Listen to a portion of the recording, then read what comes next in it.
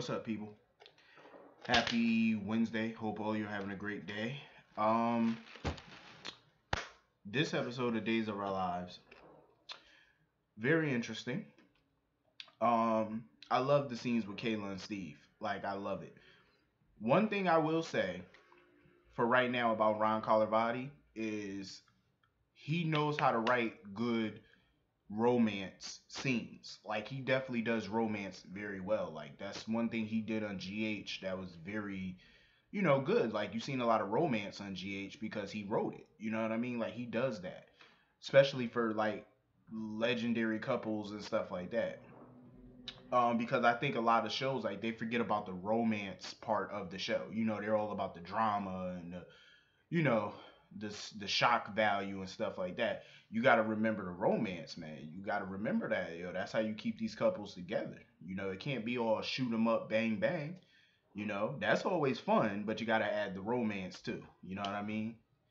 Um, I think Ron Carlivati so far has done a great job with this show so far, actually. And what I read about Ron Carlivati in his interview was he said that before he wrote anything for the show, he actually watched the show and he learned about the characters, the history. He Googled some of them to see who's related to who because he wants to know the relationships between everybody. So I like a writer who actually does his homework on the show. You know what I mean? Like even though you may not have watched the show for years and stuff like that, but if you're gonna write for a show, at least do the history. Learn the history, and that's what he did, and I like that. I respect that. Um, so with today's episode, I definitely love the scenes with Steve and Kayla. Kayla's worried about her, you know, being able to practice medicine, being chief of staff, because besides her family, being a doctor is all Kayla has. Besides her family, that's what she loves. It's like she wouldn't know what to do with herself without being a doctor. If she couldn't be a doctor, she wouldn't know what to do. You know what I mean? So I feel for her. And hopefully Steve figures out that Trip is behind this shit and he shuts that little bastard down quickly. I understand that that's his son, but still, it's like your son is trying to ruin your wife's career. And so far, he's doing a damn good job of doing that. So Steve need to get that together. But I did love the scene though, where like he basically told her to, she should shut the pub down for a while. Shut it down early for the night. And he set up this romantic evening for them, and I think that was beautiful. Like, candlelight, them dancing. He gave her a gift. I think it was nice. I definitely love that. Um, moving on from that, Dario. Y'all know I don't like Dario. I'm gonna be honest with you. I don't like anybody with the last name Hernandez. I just can't stand that family. They're so arrogant, delusional, just jackasses. Like I just cannot stand them, yo. Even when EJ was on the show and he was battling Rafe, like I could not stand Rafe. Even when EJ was wrong, I was rooting for EJ. Because I just don't like the Hernandezes. Like I don't know what it is about that family, but I just do not like them with a passion. I don't like them. Rafe, he has his moments where he's on my good side, but for the majority, I just can't stand that family. And Dario today proved why I don't like them. He just backed up all my hatred for them. The way he's blackmailing Abigail, and now he's trying to work out a deal with the feds to where he snitches on his partners and stuff like that in this whole counterfeit money shit. He snitches on them just so he can go into witness protection, and he expects Abigail to go with him. How the fuck is she gonna go into witness protection with you? That means she either has to try and take her son with her, or she has to leave her son behind. She's not gonna do that. Because when you go into witness protection, that means you're going forever. You go to witness protection for life. There's no way in hell she's gonna leave her son behind forever. And there's no way in hell Chad is just gonna up and let her go with their son. And he never gets to see his son again. Dario talking about, oh, I'm his stepfather. So what? You're not his father. You have no legal claim to that child. You have no legal claim whatsoever to Thomas. And it wouldn't be fair if y'all went to witness protection, took her and Chad's son with you, and that means Chad never gets to see his child. That's not right to him. And it's not fair to Abigail if she just packed up and left her kid by himself. Well, with Chad and stuff like that, and she never gets to see her child. That's not right to her. So she's definitely told, Dario she's gonna figure out a way to protect Chad, and she's gonna make sure she's not going with Dario. Dario sitting there telling Eli, "Oh, set up the witness protection so his wife could go with him." Dario is a son of a bitch. I can't wait for him to get off the show. Like honestly, that just go. It's nothing against the actor. I think the actor is a dope actor. Obviously, I'm not fond of the character, but I think the actor is doing a damn good job because his job is to make you hate the character because he's playing a villain basically. So if he can make you hate his character, obviously he's doing his job. You know what I mean? Like so definitely you're doing your job. But he is leaving the show and I kind of can't wait for that to happen. I hate that he is leaving. Then again, it's like, yeah, he needs to go because his character is like pissing me off right about now. um, I was just never a big Dario fan to begin with. Like he just smug. He's an arrogant son of a bitch. And Abigail needs to come up with ways to get rid of him, so that way she could finally end this sham of a marriage. I mean, he tricked her into marrying him in the first place. And I'm still pissed at Abigail for being dumb enough to believe that he needed her to marry him in order for him to stay in the country. Like she should have did her homework on that before agreeing to even do it. It was just her being naive and trying to get away from Chad as quickly as she could, and to prove to Chad that she was over him. It was just stupid. But anyway, Gabby, another person that irritated the shit out of me today. Like, I understand where Gabby coming from as far as the ring is concerned, but I do feel like Gabby is delusional. I feel like she's naive, she's delusional, just all around dumb.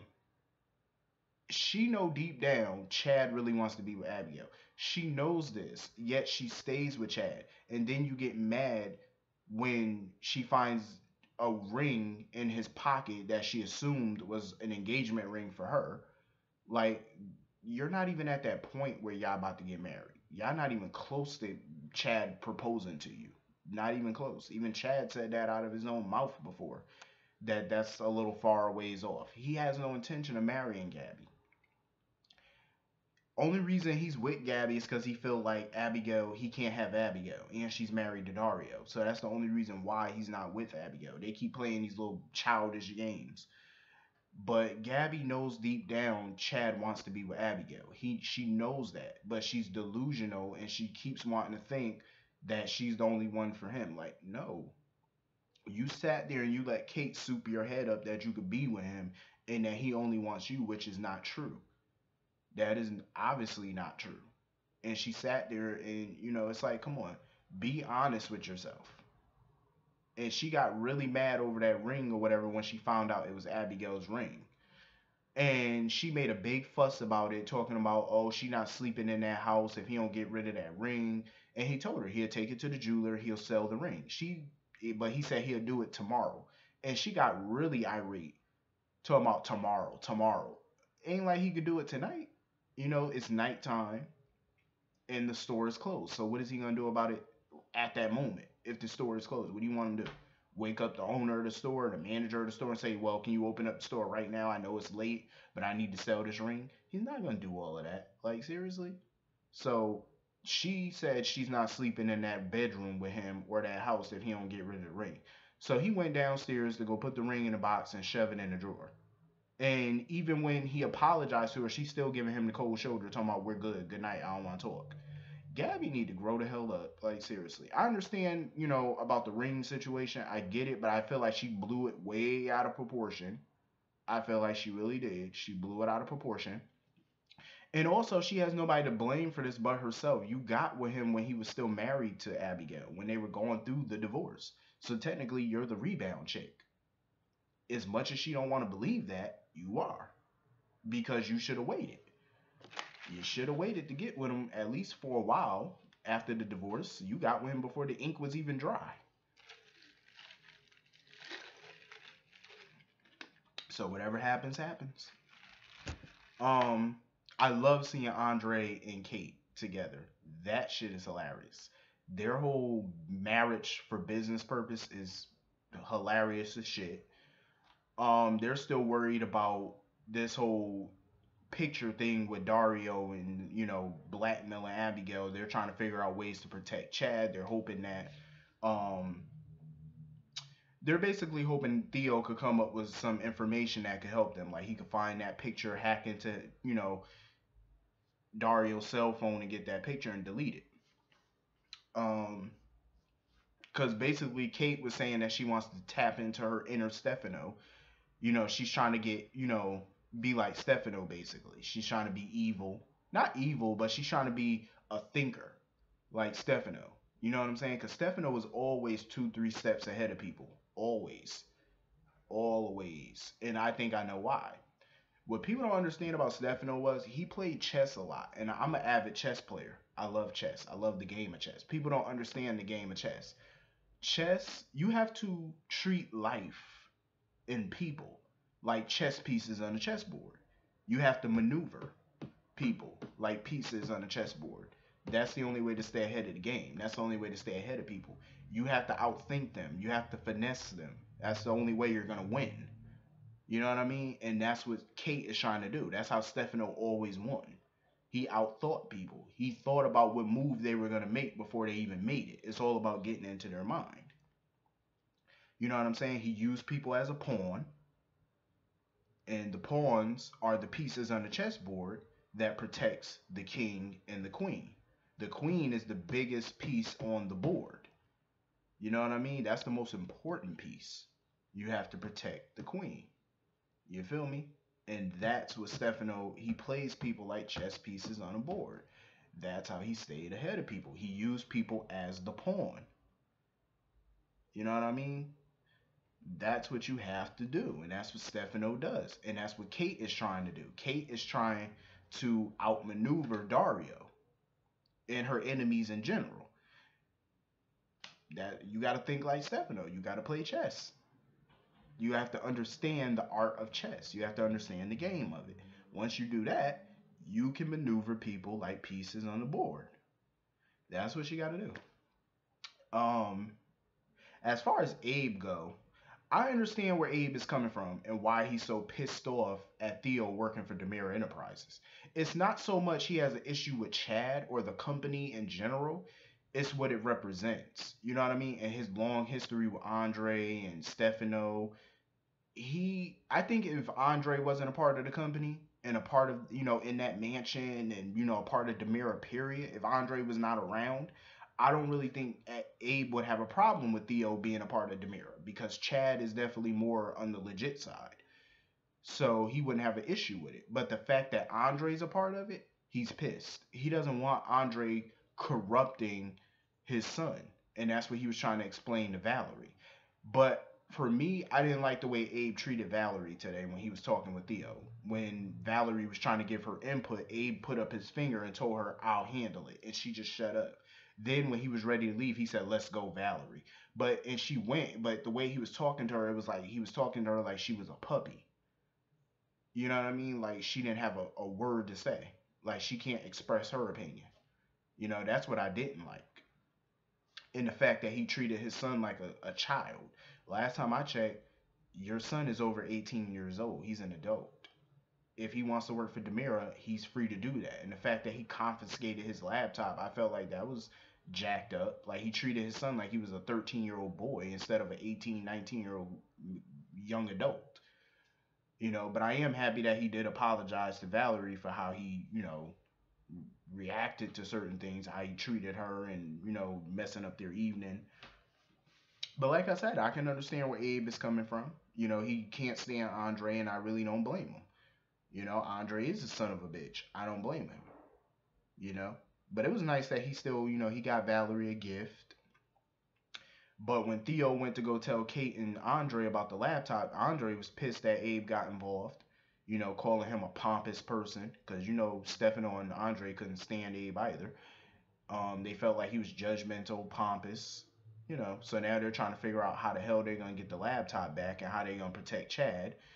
That's when Chad had came into the room trying to figure out what the hell they were talking about, and that's when they were saying that they were trying. They switched it up and said that they were talking about Countess Wilhelmina and stuff like that. And it was so freaking hilarious how when Theo said he was gonna leave, both Andre and Kate jumped up and said they'd walk him out. That was fucking hilarious. That scene was funny as hell. Um, I like seeing Eli and Lonnie together, working together and stuff on this case. But I definitely see chemistry between Eli and Lonnie. I'm not even gonna front. I see the chemistry between them, most definitely. I think they definitely have chemistry. I always did like Lonnie and Eli.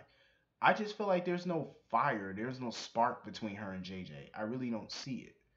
Like some people might like them together. For me, I just prefer her with Eli because I think they're a better fit. That's just my that's my opinion. I just feel like they're a much better fit. But anyway, overall, this episode was pretty cool. This was a cool last episode. Abigail, Theo tried to tell Abigail that they hit a little snag. Abigail is not gonna be pleased because she needs to shut down Dario quickly. I mean, quick. Um, but anyway, yeah, this was a cool episode, man. This is really cool. Hit that like button, hit that comment button, hit that subscribe button. I'll see you all later. Have a wonderful day. I'm out. Peace.